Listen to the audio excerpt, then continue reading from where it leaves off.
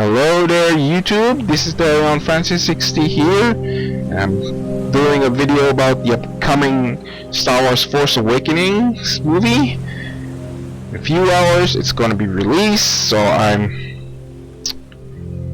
actually hype about it, but I'm also kind of weary and scared of what's going to happen, because I don't want to be disappointed. I don't want to be episode 1 style disappointed. I hope it does not suck. So I hope it's good. We actually would live up to the hype. We would I hope it has good storyline, because remember, no Lucas in this. Lucas is not involved in here, so no more bashing the George Lucas. So this is gonna be J.J. Abrams and Disney. If it fails, they're gonna find out. I hope it doesn't fail as a movie, because this is a hype that it's living, but we will see. But when I first heard about the movie being directed by J.J. Abrams years ago, so I had my doubts, because after what happened to Star Trek, that was released in 2009, the Star Trek bracket, I had that hype too, and the trailers when it came out, I was watching it over and over again. So sweet, it's a prequel about Captain Kirk and Spock, and telling how they became legends in the Federation. Then time travel was involved, and god, not another time travel episode. But when it came out of that movie, it's like, it's bad. And I was like, I was just more baffled. So what happened? So we learned it was an alternate timeline now, and the Into Darkness hits. Oh god, I don't even want to know about that. And the new movie trailer coming out, I wasn't even excited about that.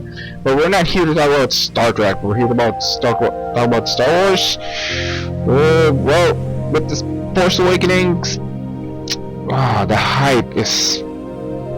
I'm already excited. I want to go hit the theater, but I don't know if I can go in right now, because I think my tickets might be sold out.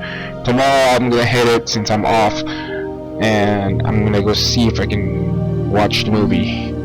And I'm probably gonna watch it again later this month. So pretty hype about it. I bought some of the toys, shirts. You can see my last video. I made a review of my 6-inch Black Series collection of Star Wars. And many of them was Star Wars stuff.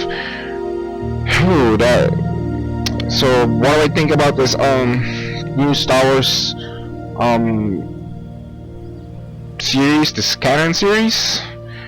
Well, I always think this is an alternate universe and another universe like the EU, but my main thing is the EU. I'm a fan of the EU. It has lore, it has storylines from the Old Republic to the Legacy line comic. I read that thing when it was released, and the Old Republic one, or the Republic era, the Clone Wars, not the Clone Wars TCW, but also the Clone Wars that came out of the comic books.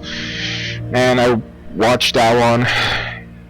I even watched the George Lucas Clone Wars movie, but it's alright. It's just I just didn't like the animation. They had to stick with so much that. I'm more of an old traditionalist style animation style, the hand drawings animation. So hopefully this new movie we'll find out what happened, how did the situation. I mean, they're releasing the book with the At the Force Awakening comic books. I want to see that one. Speaking of comic books, when I heard Marvel took the reign of the Star Wars,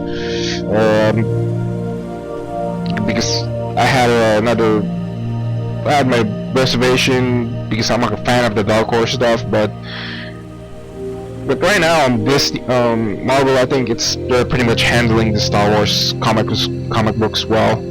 They learned their lesson from the last time because they had a bad rep from the old Star Wars films. They released some comics book back then in the 70s, I think, or 80s, early 80s, and it was horrible. That's why I heard about it. And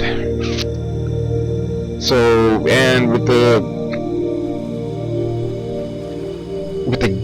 decanonization, the EU, and they said, oh, none of that matter. I thought they're just gonna say, first they said they were gonna say it's gonna be in like post Jedi era, like post Return of the Jedi, because I can understand what they're saying, because it's they needed to make they can't, first of all, the EU is a big it's a massive story, and it's big and they can't do all of those stuff, not because of it just taking credit. They want to make their own story, that's fine, but they don't have to decanonize. That's why they put them on the Legends banner. I was pretty one of those persons who say, fuck you, Disney, why did you put a Legends banner? It's EU. Yeah, I have that in the comment, and one of the who made a review about that one.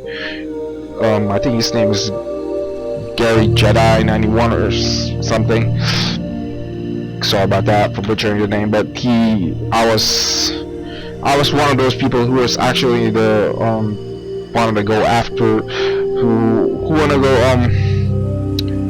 was in a rage mode when I heard about the decanonization of the EU, and then all like the video games was cancelled, but LucasArts was removed. Like they got rid of 1313 and said, oh god no. I'm glad he still have Old Republic video game, because I'm still playing that.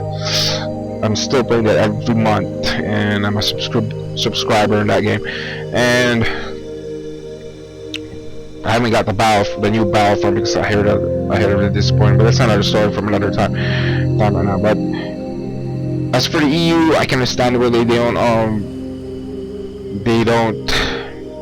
can't put it on because it's too big. With the Yushan Vaughn invasion, Admiral Tron, they said they're just gonna incorporate some of the characters in there and the new canon. And they said, oh, that's fine. They can make it's kind of like a comic book, how the comics are doing. So that's fine. But to decanonize everything from films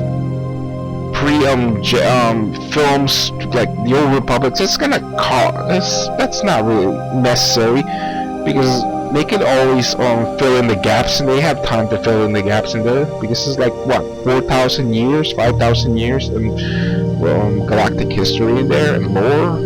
They can always fill in the gaps. You know, they put in Dark Bane, they mentioned about Dark Plagueis, but since they might just rewrite their storylines, that's probably gonna be it. But I'm definitely a EU fan. Disney can actually make films for those EU stuff, or that don't have to be a movie like and hit the theaters. They can actually do animated movies out of them, like wish they do at the Crimson Empire animated movies. Like, well, they did it with the if you look at explanation is, you could look at the DC's Frank Miller one, the Batman Dark Knight. Frank Miller, they did a good adaptation of that one. It's like, oh sweet, the animation was actually good, and they didn't have to use CGI stuff. It doesn't have to be CGI fest. You can also have voice actors. You can have the you don't even have to hire the real voice actors real actors on it. You can just have good voice actors, and they'll have the film. They'll have the film, like the Tron trilogy and the Dark Empire, and there's a lot of stuff they can do that if they use animation. But since they don't want to pay the royalties for the guys who write them, the people who wrote those books and things, so they just decide to make their own thing, so they just decanonize them. So I was just like rage mode. There's just Jen Sarai, he's a he's basically a guy who reviews the Star Wars stuff, and he's a fanatic. He's very fanatical about about Star Wars stuff. They do I see the podcast with the other Star Wars fans, and they pretty he pretty disagree with what Disney just did. He said it's just lazy writing, but I can agree what he was saying. This new movie, what I think about it, it's just another, for me, this is just a separate universe what they would have in there. So it's a separate universe. I treat this as a separate universe than the EU one. That's fine. If they want to treat it, I want to see it in this light. I want to see if it's good or not. Hopefully it doesn't suck. So this is Darion Francis 60 here. I hope this is my view of my movie. May the force be with you. Signing off.